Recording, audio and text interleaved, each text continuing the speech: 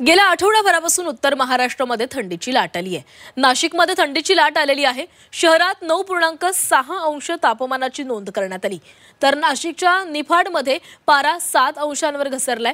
राज्यात धुळ्यानंतर निफाडमध्ये सर्वात कमी तापमानाची नोंद झाली आहे। थंडीमुळे नाशिक शहरात धुक्याची चादर पसरलेली आहे। रामकुंड पंचवटीचा पूर्ण परिसर धुक्याने झाकून गेलाय।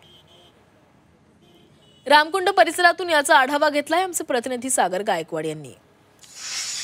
गेल्या आठवड्याभरापासून नाशिक शहरासह जिल्ह्याभरात थंडीची लाट येताना पाहायला मिळते। आज नाशिक जिल्ह्यातील निफाड तालुक्यात 7 अंश सेल्सिअस एवढे तापमानाची नोंद करण्यात आलेली आहे। मी आता नाशिकच्या रामकुंड परिसरामध्ये आहे आणि इथे जर बघितलं तर ऐतिहासिक महत्त्व असलेल्या रामकुंडाच्या परिसरात धुक्यांची चादर होताना आपल्याला पाहायला मिळते। खरं तर सकाळपासूनच या परिसरामध्ये विविध पूजा करण्यासाठी, धार्मिक विधी करण्यासाठी गर्दी होताना पाहायला मिळते। मात्र थंडीचा कडाका एवढा वाढलाय की या परिसरामध्ये तुरळक प्रमाणात गर्दी होताना आपल्याला पाहायला मिळते।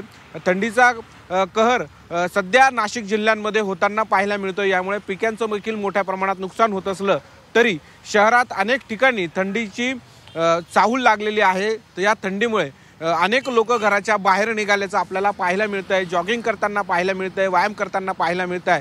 मात्र दुसऱ्या बाजूला जर बघितलं तर नाशिक जिल्हा हा द्राक्षांचा जिल्हा म्हणून ओळख असतो आणि या थंडीचा परिणाम देखील द्राक्ष बागांवर होताना पाहायला मिळतोय। निफाडमध्ये 7 अंश सेल्सिअस अंश तापमानाची नोंद करण्यात आलेली आहे आणि नाशिक जिल्ह्यातली शहरात देखील 9 अंश सेल्सिअस एवढी तापमानाची नोंद करण्यात आलेली आहे। पुढील आठवड्याभरात अशीच थंडी असल्याचं हवामान तज्ज्ञांनी सांगितलंय। कॅमेरा पर्सन सोनू भिडेसह सागर गायकवाड, जी 24 तास, नाशिक।